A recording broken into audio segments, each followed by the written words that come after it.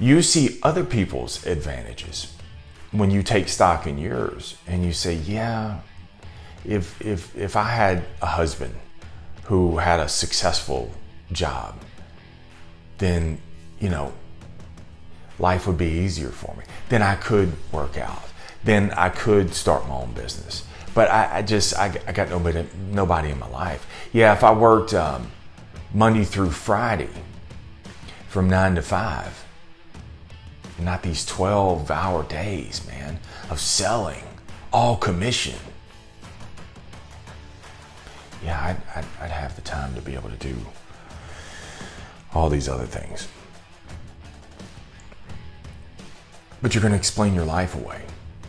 And you're going to explain your advantages away. So what you have to do is, man, you have to look at the learning curve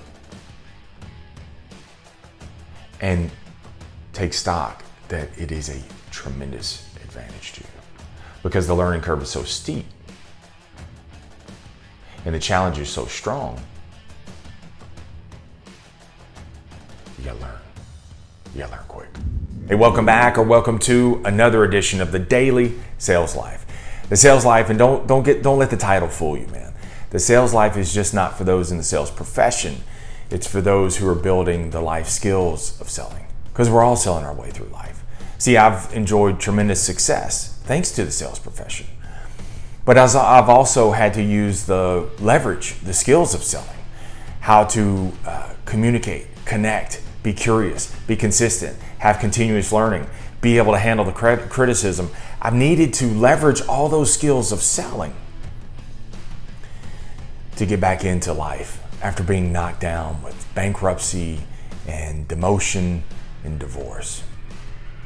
See, selling is a never settle mentality. So just because this is what is doesn't mean that's all there is. So if you don't want to settle again, you're in the right place. Now, before we rock out, do me a favor.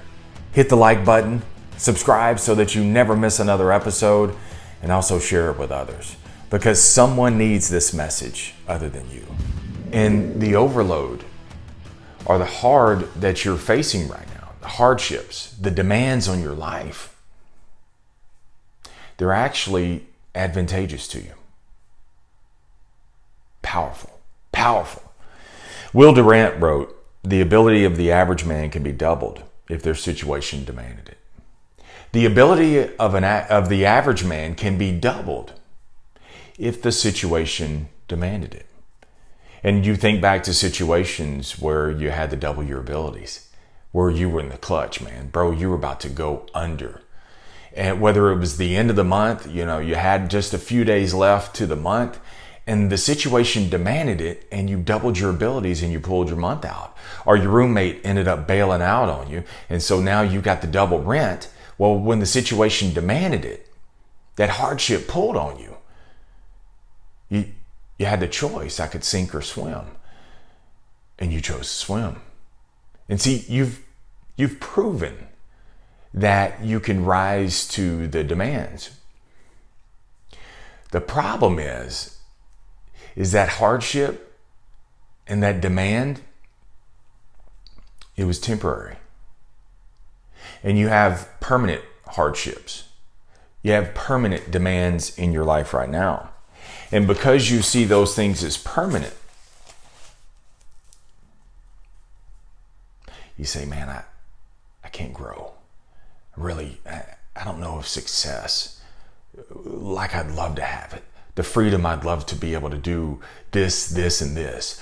Man, I wish I could be employed for myself. I wish I could buy a bunch of rent houses. I wish I could own my own store. All these kind of different things. But because you have so many of these hardships, so many of these demands, so much of everyday life pulling at you,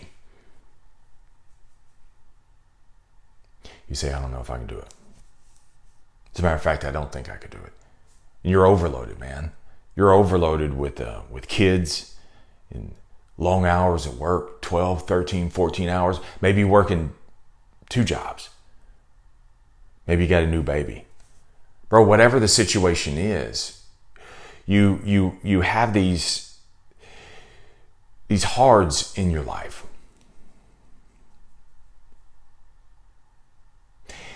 But you have to realize the advantage that you have over the next man.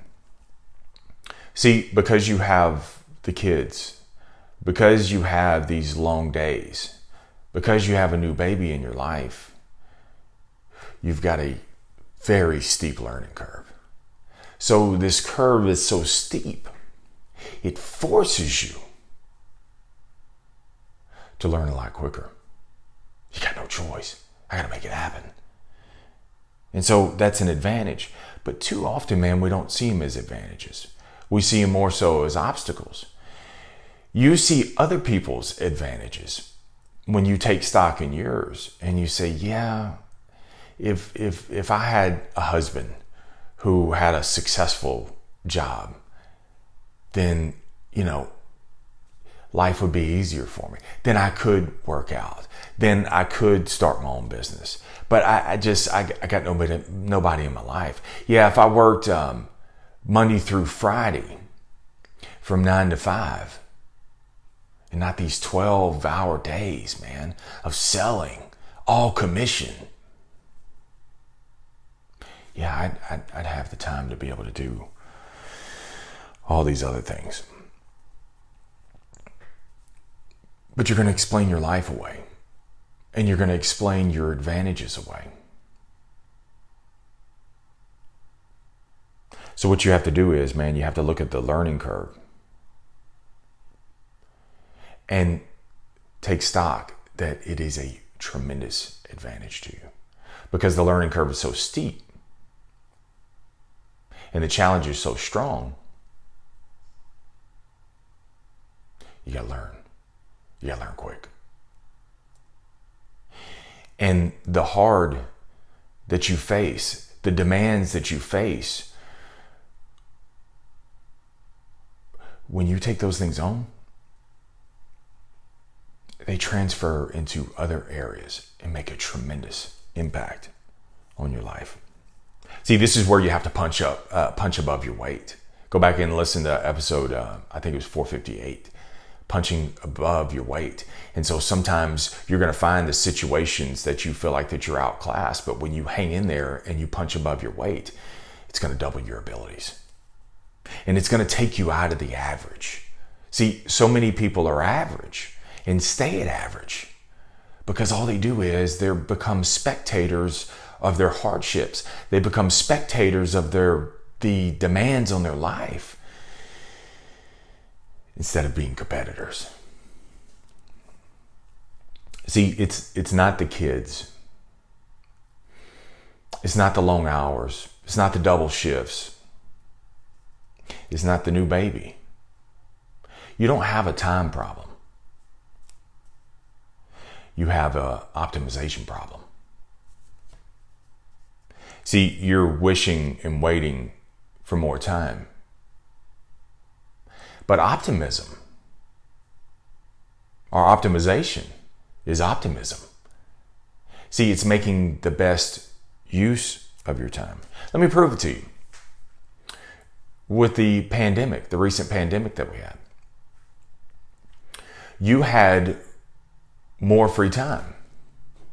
And actually, yes, your schedule was messed up, and yes, maybe the kids were home. So all that scheduling was there, but you had less demands on your time. Yet you were looking at the strict demands. You were looking at the jumbled up schedule, and you were saying, oh man, this is hard. You were pointing at the hard. You were becoming a spectator of the hard. And you turned to everybody and you explained how hard things were. When actually you had free time. You had more time. You had less demands on you. Yet it didn't matter because you still viewed it as hard. See, the resistance of hard is going to fill up. You have to look at it like hard being in a canister. And so, like when gas is expanded into a canister, it's going to expand to the room that it's in, right? Or to the container that it's in, a liquefied, I guess not liquid gas, but whatever, the vapor, whatever the case may be. But basically air. Okay, what it's going to do is it's going to expand to the room. Whatever size container it's in, that's what it's going to expand to. That's how you look at hard. And it expands to that situation. So what's hard for you, the next person looks at your hard and be like, that ain't nothing. I mean, ask your kid how hard things are, and you look at that and you're like, that's it? Oh, let me explain hard to you. See, hard is relevant, bro. So back to my point, man, you had a lot of extra time, yet you didn't optimize it. See, the optimization is optimistic. It's looking for the best in the situation. You say, hey, this is what I got to work with. Let's roll. And you optimize your life. You don't look at the lack of time. You don't look at any of those things, man. What you do is you say, you bring the optimism to the optimization. And you say, yes, this is hard, but what can I use? See, if you don't look at it, the optimization as optimistic, then what happens is, in making the best use of whatever it is, instead of looking at the flaws, then what happens, what most people do is they look at it and they wait for perfect. Well, perfect is pessimistic, because it'll never be perfect, right? You're always going to be looking for the flaws, and you're always going to say that you don't have time. But yet, if you look at things as optimistically, then all of a sudden you start finding the time. You optimize your life differently. See, the heavy burdens are your advantage, and you got to see them as an advantage instead of as an obstacle. Because, see, if they're an advantage, then that steep incline, man, what it's going to do is it's going to force you to have to adapt and learn a whole lot faster. And dude, give me a man that's working on an incline than the man who's rocking along on a smooth road. Because, see, the guy on a smooth road has no challenges. He's got no demands on his life, so he's rubbery. He's flimsy. Can't handle it. He ain't got no sea legs, right? You got to be able to weather the sea. If you ain't been out to sea, you can't handle the rough seas. But give me the man on an incline. The man who is forced, who works on an incline, who has all these demands on his life, yet somehow, bro, he's like that rowing, man. He takes on the individual responsibility, he focuses, he perseveres, and he turns the most complicated situations, he finds a solution for those things. See, give me that man. The ability of the average man can be doubled if their situation demanded it. If you want to double your abilities, bro, then you got to learn to optimize it. Do you realize the advantage that I have over the next man because I've been bankrupt, I've been broke, and I've been demoted? Bro, I have the advantages. Because, see, the guy who hasn't, don't get me wrong, I don't welcome it. But because I've been through it, I know what it feels like. And I had no choice but to figure it out. And so the incline was steep. The pressures were immense. Yet I figured it out. I had to learn to optimize. So it's an advantage for me versus the next man. Because, see, the next man, he's scared of that situation. And he doesn't know what he'll do if that happens. I do, because I've been through it. And I learned so much. See, bro, the heavier the weight, the stronger the man. Success is heavy. And so you got a lot of people out there that are looking for the 5-pound rack. But give me the man who will look for the 80-pound rack and say, I'll choose the heavy box. I'll choose that heavy weight. And yes, it's hard. And I may only get a couple of reps out. But I'll figure it out. I'll push harder. Accept hard. Accept it. Because think about this, man. When you resist hard, it gives you excuses, right? So when you resist it, oh man, this is hard, man.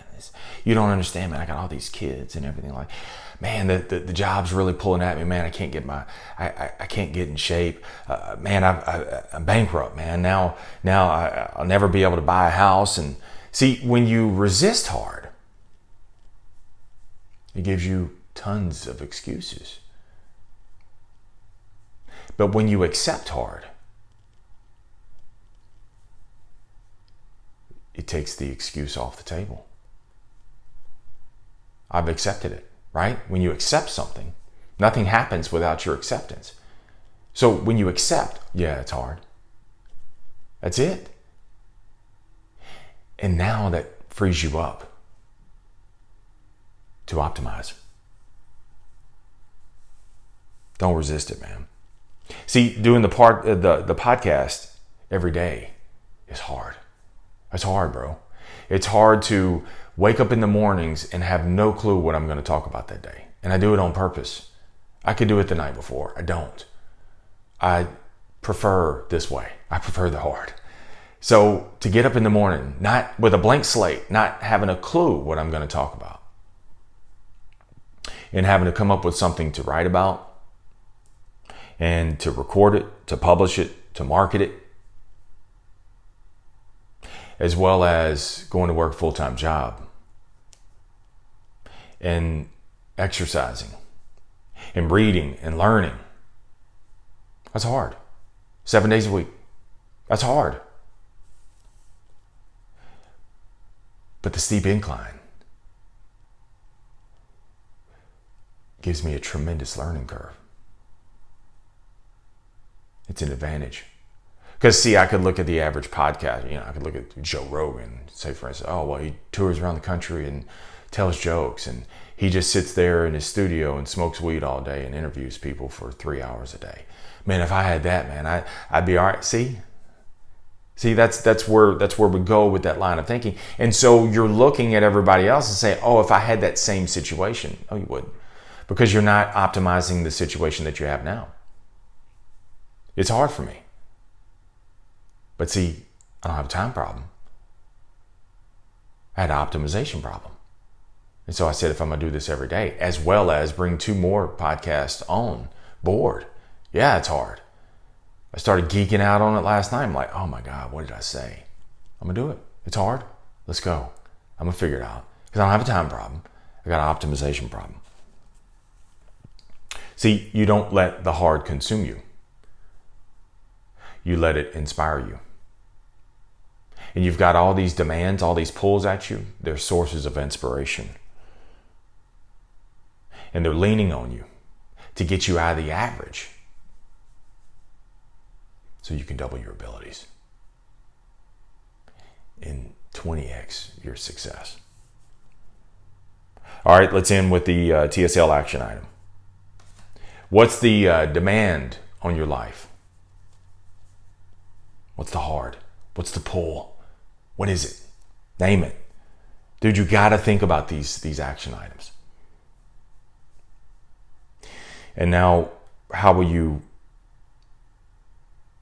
look at it as a learning curve, as an advantage? And number 3 is, what will you do today to position it and leverage it? You don't have a time problem, bro. You got an optimization problem. Optimize it. Find the best in the situation. Hey, we're not done. This is just the start. I've got another episode picked just for you. Never settle. Keep selling your way through life.